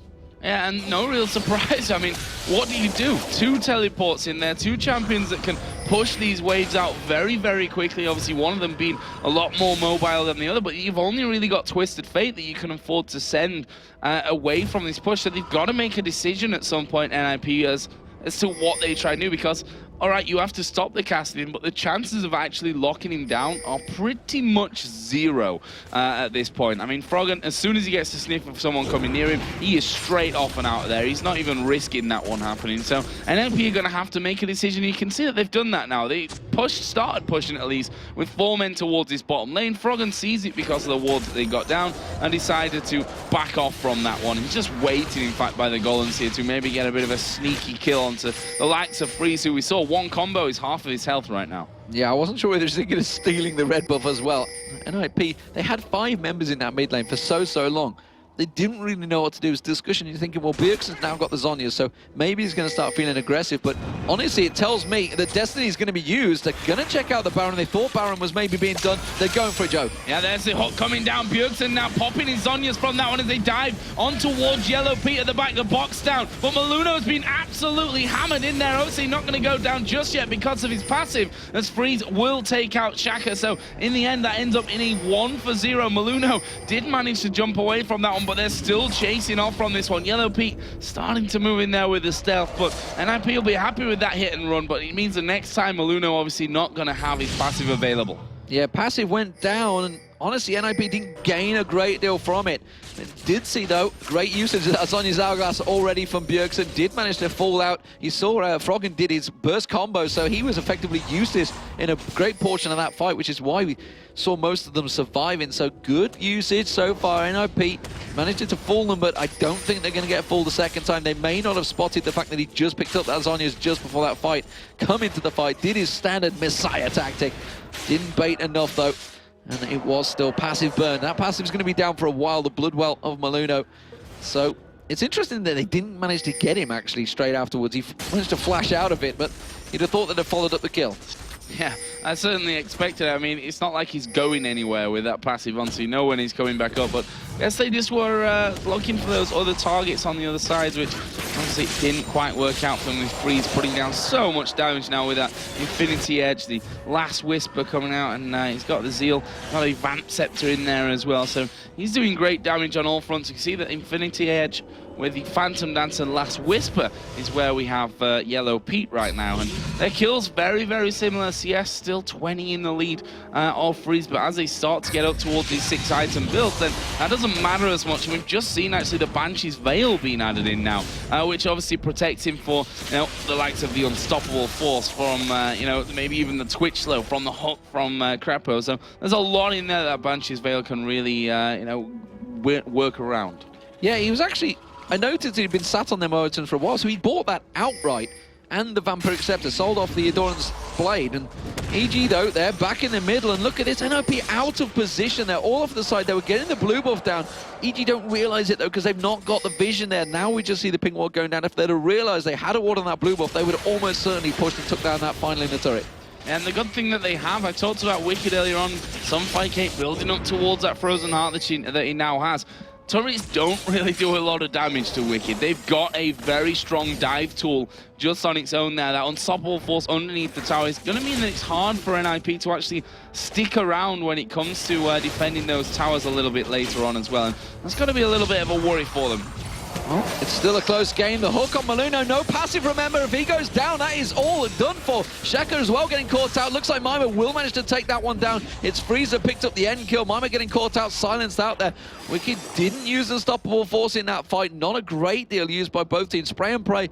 And the box used by Crepo. So double ultimates for both teams. Actually 3 technically because Mima's, but that's going to come up very quickly in the reset. So again, it was a 1-for-1. Close fight. Gold is still just 200 between the two teams. It's 7-9 in kills, and that 5-3 tower advantage really isn't telling right now. NIP still looking very confident in the fights. And look at this, they're actually pushing out from this one up towards that inner turret in the mid lane. There's the twin shadows being thrown down. They get some damage down onto Wicked, which is certainly more damage than the towers and the likes of Freezer doing to him right now, as he's got that full armor build, pretty much just a Negatron cloak, which he actually picked up as his first item after that Doran's Blade in the very early stages of this one, as the ace in the hole just kind of fizzling out as he get out of range from that one. The Wicked had to go down to this bottom lane as well. There's a massive minions actually pushing up from that one, and Froggen in the top lane as well, which gives the opportunity to Nip to push straight through. They're going to take it. Yeah, instant pings. There's like one down here, one up there. What are they doing? Okay, we'll take the tower in the mid lane for free that you guys have been dawdling over for a while. So just like that, Ninjas in Pajamas take away a key tower in that inner lane, and still so close. We're approaching the 40-minute mark. The death timers are going to start increasing. These team fights are going to be vital very soon, and it's almost certainly going to be around either the Baron. I'm not too sure whether either team's actually going to get drawn into a Baron fight, though. Neither team's really shown a great deal of any sniff at going towards it. Dragon has spawned, though, and EG going to go for their third, but NFP are close. I don't think they're going to contest, though. No.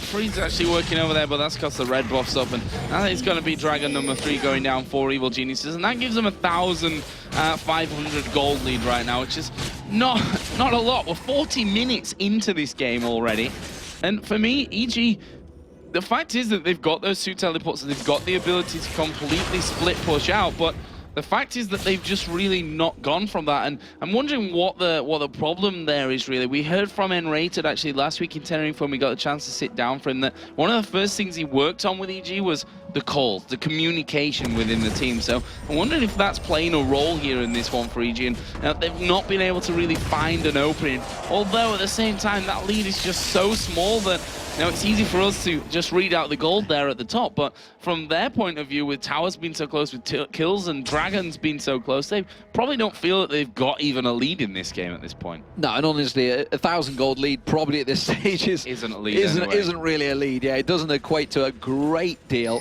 and they feel it. They still feel close. They don't feel they've got the strength in the team fights just yet. And that's actually surprising. The fact that they have picked, obviously, Malphite for that unstoppable force. Froggen, though, with the Oracle on now, because he's built up so much gold, because he's almost got the items stacked out, he's got that 5-item build already. His Twin Shadow is going to keep on chasing. I don't think it's going to catch him, and it does force him away. But Froggen now actually with that Oracle, perfect person to have it on. He hasn't died yet because he's at 404. He's so mobile that he can hit and run on those wards, and he's going to take away the vision from NIP, keeping the pressure on that bottom inhibitor turret. Yeah, and this is where EG, in my eyes, should be maybe starting to push up this middle lane right now, because Froggen was on the bottom side. He's gone down to that inhib turret. NIP got all 5 men in that mid lane. They need to create this opening for the split push that they're obviously trying to do for this last 20 minutes almost of the game. Yeah, and Wicked's also built up a big wave on that top as well, so that's going to push down as well. You can see Wicked happy to take a tower hit. Just checking, just testing, see how much it takes. And doesn't put his shield do down. A great deal. Of course, the first tower hit's going to be weaker than the second and the third, and as they follow through, it gets a little bit stronger, but Froggen still causing problems. He's now just Got one ward to find, actually. And he'll be able to taking that one away. And you can see EG sat, ready, and waiting. They want to actually get that Banshee's Veil down on Freeze, possibly. Ace in the hole used on Froggen. Use the Seraph's Embrace to block that one out so it doesn't take a great deal of damage. Yeah, nicely done. Good decision, in my opinion, from that one. Stay as healthy as he possibly can for him. We could see that minion wave on the top lane. It's still coming down. He's still pushing right in there.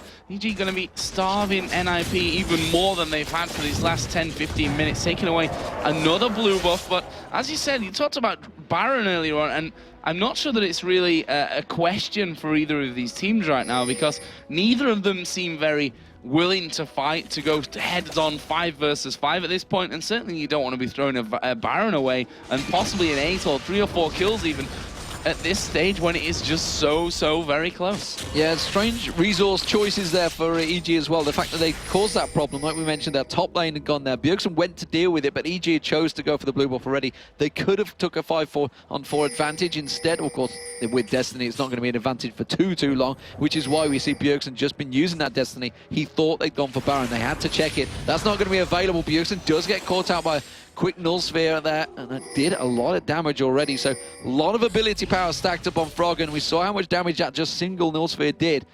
And that's going to be a problem for them if Freeze was to have that Banshee's Veil go down. But they are still having a lot of stance dancing. Look where Froggen's going, though. He's still sneaking around the side of them. Yeah, he's controlling that bottom side of the jungle of NIP right now with the Oracle. Oh, Deficio caught out of position here. Froggen's like, well, I can't really stick around and fight with that one. NIP coming back to him, trying to stay in the position that they've got, but EG are closing in right now. Stun card goes on to Wiki, but they get Maluno. They're going to try and catch on towards him. Maluno gets taken down. Passive's going to pop up. He's going to know. Look at the damage coming from Mima, though. That just blows Shaker straight up. Wiki taking a lot of damage as well. That's going to be Maluno. His passive burnt. Mima's going to get focused on Seraph's Embrace, just blocking out the damage. This is such a tight fight. Freeze is doing all the damage from the back. Pete stealths himself up, and they all back away again. And it's the 2 junglers that go down, and Ninjas in Pajamas, they're going to try and drive it through towards the inhibitor. Don't think they've got enough, though. But the rest of EG, they're going to react quickly. Yeah, they're going to try for this one at least. They are moving in towards that turret. Yellow Pete just off to the side wondering, can I get in there? Is there an opportunity? But we see the home guards on both Wicked and Froggen get them right back out to that inhib turret, prevent any damage coming in from that one. And again, a 1-for-1. We can almost call it a 2-for-1 because Maluno obviously coming straight back up. He almost escaped again, by the way. If it wasn't for Froggen singling him out and chasing down, he probably would have escaped that one. But that's the thing about Maluno. He's quite happy to go in there and say, look at me, I'm right in your face. You got to do something. Take as much abilities, especially those ultimates, as he can. And then, you know, he's not even dead from that. He's happy to take as much as he can away from the rest of his team and give them that chance, as you saw there, to just turn the fight as soon as he goes down afterwards, knowing that EG don't have too much to throw at the rest of the team. And you saw how potent Mima was as well, because he just walked in behind it and effectively blew up 3 members of EG. They had to back away from that fight. They couldn't get involved. And Freeze actually bought himself a lot of time. The fact that they focused on Maluno, Froggen wasn't on Freeze at all there. Freeze was just free farming, free hitting at the back there, and that's what you want as an AD carry or marksman, whatever you'd like to be called these days. They want to have that free time to do all the damage, but Pete, in the meantime, he was getting focused by NIP, so NIP still seem to have the better focus in terms of team fights. Look at Froggen going aggressive there. He may well have baited his entire team into this one. Yeah, they may just fight this one as the Nami tidal wave comes around. Mima going very low. There's the unstoppable forces. They do dive in. Maluno's in there as well. He will die. That's a double kill coming down for Froggen. And that is 2 for nothing. EG going to be happy with that one. And they're going to turn towards the Baron. I'm not quite sure about it, though. They're putting a couple of wards down. Wicked actually started to recall from this one. He will recall himself, but NIP not going to give this one up, and EG are going to maybe try and set up a trap from that. But look how much health they lose instantly as Wicked cancelled his teleport. That was interesting. Cancelled his teleport. I think they're realizing it's a very dangerous play to go for that Baron. There's Destiny being used once again by Bjergsen, keeping the vision on them. And Evo Geniuses realized the situation. I think they were maybe just trying to bait for it that time, see if they could catch someone out from NIP. The fact that Wicked did go back, buy up them items, quickly try and teleport back in. They were like, nope, they're not taking the bite, though they are now going in. This may be a good time because they had the vision. They saw NIP back off, and they have taken it half health already. They're going to get it before NIP responds. Well, for me, Bjergsen has just gifted them that Baron right there. He used his Destiny, and you know that's one tool that you've got for vision, all well and good. But the fact is, he used it then to move down to the bottom lane, and they saw that he's there. And the fact is that a couple of them were just coming out of the base after being dead. Without that Twisted Fate there, they'd probably say, well, we just go for this one. So not sure that was really the best call out of NIP to send Bjergsen down towards his bottom lane. He's given Evil Geniuses that Baron. Now they've got, look at the goal, 5,000 that's turned into with, you know, just that 1 or 2 fights really happening on top of the Baron as well. So they've really pulled ahead on that front. The question is, will they feel secure enough now to actually do anything with the Baron? Yeah, and in terms of gold, it's a big advantage for Froggen right now. The fact he's up 7-0-4. I think he just saw he passed the 18,000 gold marker there, way ahead of Bjergsen. Freeze the second highest around about 16,500. That means he's just popped in towards that Blade of the Rune King. He's got the Infinity Edge from Phantom Dancer. So Freeze is very strong at Caitlyn now, but Yellow Pete is already up to that power as well. And honestly, he's actually not the scary focus. It is Froggen. Of course, we just saw him doing that quick burst combo. If Freeze's Banshee's Veil's down, he may well get close to one shot by Froggen if he manages to catch him out. And his positioning so far, though, has been fantastic, and it's actually Mimer that's been the real headache for EG. Yeah, and he's putting down so much damage at this point. Got that Spirit Visage in there now. Void Staff done earlier on. Froggen again, Oracle running. Of course, the new Oracle, I guess we can call it here in 3.9. Got the slightly change or reduced vision range, I guess we can call. Plus 4 minutes instead of 5. Persists through the death. Not that seems to be a problem this game for Froggen anyway, who's 7-0-4. Not died a single time. And EG now going to be looking to move in. The fact is, though, NIP have got a lot of wave clear on their team. Yeah, it's interesting the fact that now it does persist through the death. It's probably been ingrained on the teams that guy's got an Oracle, focus him. But now it's not quite so important. So interesting, obviously, that whether the supports get a bit of a free reign now. They don't get quite so focused. Of course, there's still the squishies that everybody loves to get a kill on. NIP, though, they're clearing and defending this bottom turret. Remember, EG do have that Baron. It's got around about 70 to 80 seconds left on it. And Froggen, he's getting himself some free time in that mid lane. Some sexy time with the tower and takes it down, no problem. And that's what they've been trying to do since minute 29 or something like that. Like, no, 20 minutes ago. Well, it wouldn't be trying an EG to do game that without this. Well, of course. I mean, we've come to expect it. We were like, you know, get Shaka in there, change of play style. Nope. Not today. And well, they're gonna. The thing is, it's the thing that works for them. It's tried and tested from EG's side. So they know what they're doing with this one as a hook comes flying through the wall and Officio just a little bit out of range with that one as Froggen getting close in there as well. They've got good vision over the top of the wall from this, and they'll continue to do damage as they now move in towards that middle inhibitor. Froggen has gone back down to the bottom, so they decided the mass at the bottom is not quite what it needs to be, so they're going with a mass in the middle.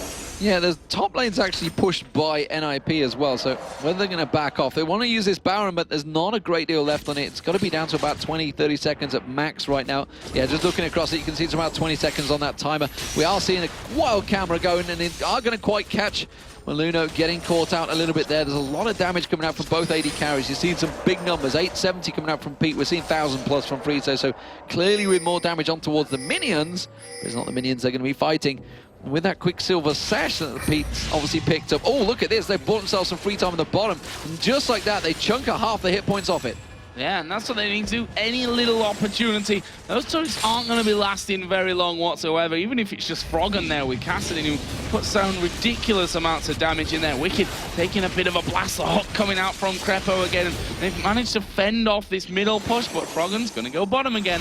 He is going to go bottom, keeping the mobility going, as she can do with Kassadin. And once that wave comes in there, you can see he's already down there. It's just Bjergsen he's up against right now. Takes half the hit points off Bjergsen. And that's just a simple one combo from Froggen using the spells. And that's going to force Bjergsen back. Now they're going to get free time in the middle. Mimer had to use his ultimate to clear the last wave. It's back up again, though. We are seeing Bjergsen. He's going to pop his ultimate out there. Shaken. Going to get back. No. Gets taken down. Bjergsen actually not going too aggressive, but Pete's been caught out of position. Uses that QSS. Is it going to be enough? With that Ignite, gets the slow down. Crepo comes in, gets the shield on, and quickly live steals it back up. They did manage to get down Shaka, but still, the towers took a hell of a beating from EG. And the thing is, that's going to slow EG down even more now, because because of how that went down, they're going to be so much more scared of doing it again. I mean, of course, the Baron buff did run out for them there as well, which not the ideal situation, but they're going to come back in with a bit more. We're seeing more Oracles picked up. We can see the supports both running with that Locket of the Iron Solari right now. We've got Randuin's Omen finished for Shaka as well, along with obviously both the Runic Bulwarks in there. Wicked got himself the Abyssal Scepter down now as well, along with that Spirit Visage. So now that magic resist that he was maybe lacking a little bit earlier on is definitely coming back in. And look at this, NIP decided to push right out. Froggen was in the top lane, just farming that one out. So he's going to have to react to this one pretty quickly. Well, Froggen's just off to the side. Are they going to get in? This tower's taking a heck of a beating already. NIP going to take it. The first inhibitor, the turret of the game, would you believe, goes down to NIP, despite all the pushing that Evo Genius is doing. Froggen comes around the side, though, puts one little burst combo. Unfortunately for him, it was Maluna. They went in, took him down to half hit points. Wicked going aggressive. He's trying to get out, and EG are not going to be happy about simply being caught out of position. That was all because they saw Froggen at the bottom and Pete at the top and said, guys, we can rush, we can get in, we'll take that turret down. And that now gives EG a real headache, because that is wide open, and with a Twisted Fate on your team, they could get in and get that in him before they can even react to it. Froggen goes a little aggressive on Freeze. Oh, look at that turnaround. That combo was not as strong as this time around. With that Banshee's Veil on, he doesn't do a great deal to Freeze. Yeah, and losing one element of that combo is definitely not what you want, and Freeze making a great decision from that. He saw the turnaround on damage that he could do to him after it, so that's dangerous stuff for Froggen, knowing that now he can't quite get that AD carry down when it comes to being in the jungle, and he'll be killed himself if he fails to do it with that single burst of damage. Bjergsen going to be getting his blue buff, Froggen the same over on the other side of the map, and 52 minutes into this one, something tells me that there's still a while to go. We are almost certainly going to pass the hour mark, I feel. Yes. Baron, though, with that 12 seconds, that could speed things up, or it could slow things down. We're not too sure which way it could go. Destiny is available for Bjergsen and EG. They're stacked back in the mid lane, and actually, NIP are a bit out of position here. You can see Maluno's off at the side, Deficio off at the side, Myra at the side as well. They could potentially shove straight down, but because they've got no ward vision there, they didn't realize this. They could have took that middle inhibitor turret instead. Now we're going to see them coming around. They've just realized their mistake and gone, oh, damn it, they were all there. Nevertheless, it is NIP back in position. And so much about position in this game right now. I mean, at 53 minutes in, you die and you're down for a very, very long team. As we see EG setting up in the brush. There was a ward there, so I was getting a bit excited over nothing for a while. Didn't quite get the trap set up that they maybe have would have wanted from that. And there we see them going into Deficio. Loses half of his health, and NIP are probably going to have to back right off from this one. The problem is that Baron is there right now, so they either back away and stay healthy, or, you know, and therefore give up that Baron, or they stick around and risk having a fight where they've already lost a lot of health. Well, Froggen just backed. I can only assume he's teleporting in, actually. Teleporting for this fight. They want to go for it. They're going to dive one towards Mima. They haven't quite caught out. Wicked hasn't used Unstoppable Force yet. He's holding it, waiting for his opportunity. Doesn't want to waste up Maluna this time around. Crepo was taken low from that fight. Froggen had just backed, like I said. I think all he did is bought a couple of potions. I'm not too sure. Maybe a second Oracle. Maybe that's what he went back to buy. But they have stepped away.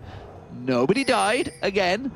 EG looked very strong in that one. There's Destiny. There it is used. How long will that last? They haven't gone to the top. The rest of NIP have realized they could be going Baron. EG immediately, though, step away. And sure enough, this Baron dance is going to drag it out a little bit longer.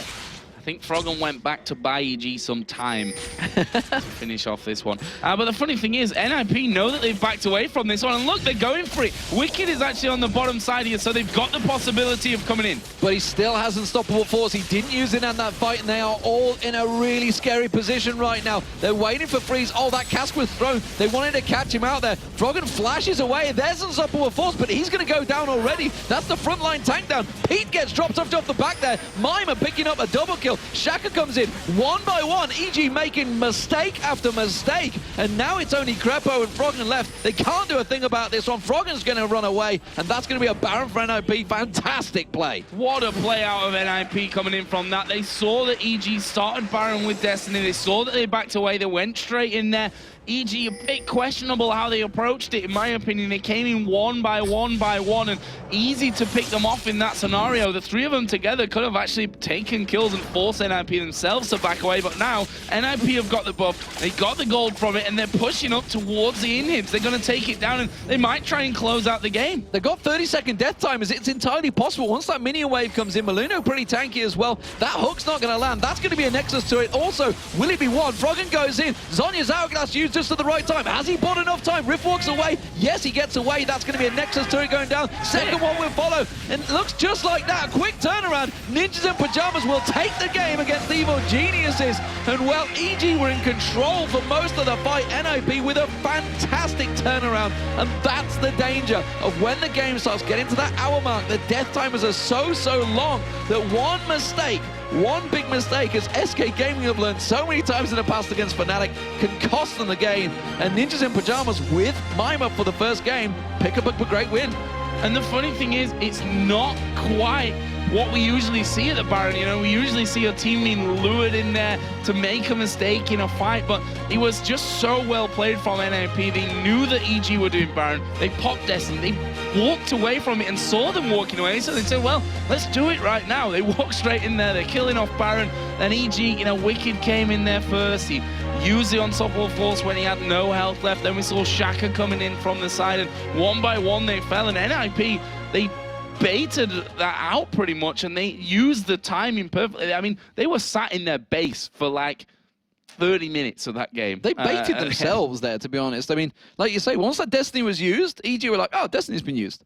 Okay, they've not come for it, so we can back off. And EG saw it because they actually, NIP had wards, whereas EG didn't really have great ward coverage. So fantastic play. And well, NIP tactically outsmarting one of the strongest late game teams in the game. And you got to wonder, when that one push that EG had down that mid lane, NIP were off. They had 3 members at the blue buff. If they'd had a singular ward at blue buff, they'd have seen 3 members across there. None of them had an Oracle at the time, and they could have pushed straight through and took that middle inhib. But simply put, despite the fact everybody was buying Oracles, wards were everywhere, one single ward could have turned that game. Well, a fantastic ending to it. I didn't quite expect it to go down the way I thought. We were in for another 20 minutes of EG slowly but surely pushing their way through for that one. But NIP showing that even with a new man, again a new man in the team, Mima obviously coming in there, that they can still do this to the top names in League of Legends. And we should talk about Mima because first performance on the stage here at the LCS, and played that Rise, was quiet in the early to mid game, but you saw the damage potential. Well, it's a Rise that's been allowed to farm and has gone 50, almost an hour into a game. He's of course going to have damage, and positioning was great. Brilliant first match for him. Yeah, and it was him that picked up the double kills at the Baron, of course. When they kept coming in one by one, he was picking up the kills. Yellow P almost got away, and he just went, nope, you're dead. And that was it. That was the turnaround point. And what a fantastic game, though. NIP now on a tear. We wondered, with Extinct stepping away, how much of an impact this would take. It seems that they haven't really noticed so far, which is not a bad thing, because Extinct was one of the best players in that top lane once he stepped in for NIP. Mima stepping in, and the confidence boost that's going to give him for this weekend. Of course, he's going to have a match tomorrow, but that is going to be a great feeling for him. And that's the thing from our side, and you know, you guys at home as well, that traditionally when subs have come in, it's been so hard to tell whether they're going to be a good thing or a bad thing for the team. But the subs that we've seen in the LCS so far, they've all been good somehow. It's worked for pretty much every single player that's been switched. And they've changed 4 men this time around already this season of NIP. Really working out nicely for him. We're going to head over, though, to Jason, who's got Mithy from the Lemon Dogs with him to break down that game.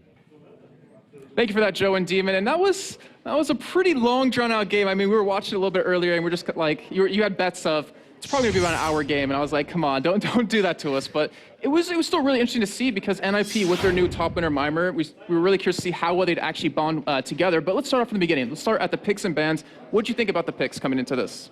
I think Lemon Dogs used to run a very similar comp to NIP, and I really think it's a good comp. But it's hard to deal with casting with that comp. So I think the picks and bans were slightly in favor of EG, in my opinion. Okay, and yeah, we saw the double teleport, one onto Wicked, one onto Frog. And what was your thoughts on that as we got into the game? Because that was really difficult for NIP to deal with. Yeah, it's incredibly difficult. And I don't think EG played it as good as they could have played it. I really think double TP, as soon as you get to late game, it's a very tough thing to deal with. Okay, yeah, we'll talk about that a little bit later, but also the Aatrox that we saw Melino playing. How did you feel about him? Because we haven't seen him in the jungle just yet. We've seen Darien play him in the top lane. We've seen not Psycho Skid, I can't remember his name, Kiwi Kid playing him from Dignitas in the top lane from North America. How did you feel about him in the jungle? Well, I am not a jungler, but I feel he's a very strong early game jungler. If a lane gets a lead, you can easily dive because of the passive. And late game, the way he built it, I think he was just a tank that has a free GA, and yeah, if you focus him, it's good for him and for the team, I guess. Okay, and we actually do have a replay for you. We have two of them, but the first one, it's mostly just to kind of show how NIP, it seems like they have a little bit of growing pains with Mimir in the top lane because it was an engage that I guess that shouldn't have happened, that we're going to talk about. So it's a three-pointer screen and just show you kind of how this goes. And we're going to start, as we're paused right here, about 27 minutes in, 5-6 in favor of Evil Geniuses. And the goal lead, it's still in favor of NIP right now. So can you kind of talk about how this engage is going to go and why NIP shouldn't have been in this position before we start this up? Well, I don't think NIP should engage this fight at all. Caitlyn doesn't have her last whisper yet. And yeah, that's basically it. There's no point for NIP to engage this fight, and they pick up the wrong engage, and I think they actually engage on Malphite too, so yeah, this fight doesn't turn well at all. Okay, well, let's go ahead and start this up. As you're going to see, Wicked, he used that ultimate right onto Mimir right off the bat, and then you're going to see Twisted Fate come in. And walk us through what happens here and why this is so bad for NIP, because you mentioned they go onto Wicked. Yeah, I guess they want to counter-engage after Malphite ult is used. Mimir is low, and the tidal wave should be coming soon, I guess. Yep, there it is. And yeah, they pick up the engage on Malphite, as we can see. And Crepo hits a really good hook, goes in. Shaka hits a perfect ultimate, separates the whole team. Yeah, I want to pause right there because just look where everyone at NIP is. Bjergsen Freeze, they're pushed out of the fight completely. Deficio, he's pushed up against a wall where he's a support, he's going to die in a few seconds. And then you have Maluno, who's just kind of stuck in the side with Crepo and crew. Yeah, this fight has turned incredibly wrong for NIP. They should have not picked it on the first place. They picked it wrong, and yeah, I think this is a 2-4-0. Yeah, and yeah. Yeah, it was just a 2-0, but we want to just strictly show that, you know, bringing a new person to the team, even someone as experienced as Mimir in terms of solo queue, it can really have some bad effects on you. But you mentioned earlier having the double teleport onto Frog and onto Wicked. How could Evil Geniuses use that a little bit differently? Because we actually had a conversation about this. Yeah, I feel that there was a point where Kassadin was so fed that Kassadin could just go bot and no one could deal with him effectively. If he bought like 3 wards and just warded the red jungle of NIP, he could have easily just pushed bot and no one could deal with him as EG just clears Baron and starts baiting it and stuff. They had Malphite and Xin Zhao, and Twitch, who can like really easily do Baron. Okay. Or at least bait it for a long while. And yeah, I didn't feel, I mean, EG tried, but they didn't do it as good as they could have done. Like, for example, the game where Fnatic played against us, the first game, the game we lost to them, they did this and they actually played it really well. They got caught, of course, because we had a comp to catch them, but at the same time, they played very well, and there was a point where no one could deal with Kassadin, and yeah. Yeah, he had over 800 ability power at the end of that game. It was just ridiculous. And yeah. This next replay we're going to show you, it's about 56 minutes in. It's like the last big fight that we're going to see. And it was a moment for us that we were saying, you know, NIP, they just have to go for it. Like, you can't let EG keep split pushing you because you're not going to win in the end. And they finally do make that play. And kind of walk us through, as we're going to get this replay on your screen, exactly what happens and kind of how NIP turned this game around and won it flat out. Yeah, they see NIP do Baron and EG gets desperate. They want to stop it. They don't know exactly. I'm not sure, but I don't think they know they don't have a ward in the pit, so they don't know exactly the HP of Baron. And Malphite picks up a poor engage, gets chunked to like 30% HP before the fight even starts. And yeah, after that, Twitch had no flash and no ult. So basically, if she gets any close to Caitlyn or Ryze, he will get insta popped. So that fight was super bad, and they should have just let them get Baron and tried to defend with it. Let's go ahead and start this up just to kind of show you what happens here. And I mean, you mentioned Wicked. He gets caught out. He gets chunked down so low, and then he decides to go in. Why is that? Well, if they don't go in now, it's lost anyway, so he has to go in no matter what. Yeah, you can see he's super chunked. JLP is super chunked too. Wicked just dies, straight up dies. JLP straight up dies too. Then Bjergsen pulls out a really good Zhonya's and stops all the Kassadin damage and manages to survive. And yeah. And yeah, that's pretty much the story. It was just someone gets caught out, they pick him up and die. And how'd you rate Mimir in this whole situation? Like, do you think it did well? Because early game you had a couple of concerns. Well, I'm not a top laner. I feel that he shouldn't go behind in CS to Malphite at all, especially with Ignite against TP. Some fights he played well, some fights he got caught, but it didn't end up too bad for him. And this last fight he played exceptionally, and it won them the game. So yeah. What do you think about in terms of nerves? Because you came into here after playing against Alternate in the promotion tournament where you guys unfortunately lost in that best of 3. You think maybe a little bit of nerves, you're just kind of getting used to the whole situation? Yeah, I think so. And he picked up the wrong game to get nerves on. I agree with that. But yeah, I was very nervous on my first game. It actually showed. I went like 0-3, right? Yeah. But yeah, you just have to deal with it, and someday you'll just not be nervous, I guess. Well, thank you very much, Mithi, for joining us. Good luck on your game a little bit later today. But for now, we're heading over to Shocks, who has an interview with Freeze. Thank you very much, Jason. Freeze, congratulations on that match. Let's start at the beginning. The Aatrox pick in the jungle, is that something that Maluno really wanted to play, or was it a team decision? And what do you think it brought to the game? It's a new champion, and Maluno felt like he can really handle him, and he can play him really well. And since he has a lot of pressure early game, we kind of felt that we need to have the pressure because Shaker is really strong in early game. And we make it up, and we survived the early game against Shaker. You survived the early game, and then it was a very long-winded game. And tell us from your perspective, that moment at Baron, how did you go about it and said, this is the moment we have to go, this will win us the game? Well, we basically waited for like 20 minutes to actually see the mistake. And then we saw them porting back. And that was it. Like, everyone just knew it, that we need to do it. If we don't do it, Baron, we just lose the game slowly. And we went for it, and we baited EG to do mistakes, and we won the game on it. Meimer also did exceptionally well in that last fight. How do you think he did overall in this first game, you know, in front of this crowd, and in a 1-versus-1 versus Wicked immediately? Yeah, he's really strong. Just the fact that he has free accounts in Challenger and he keeps them there is like really, really good. And he brings a lot of new champions into the team. For example, Lissandra and Eve, which were banned against him.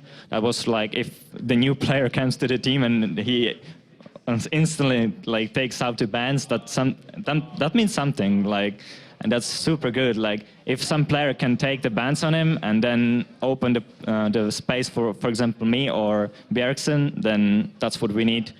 Absolutely. Now, finally, of course, going up against EG, it's tricky for the teams going up against because you never know if you're going to be facing Snoopy or Shaker. So how do you deal with that? You don't really know who's going to be in the jungle.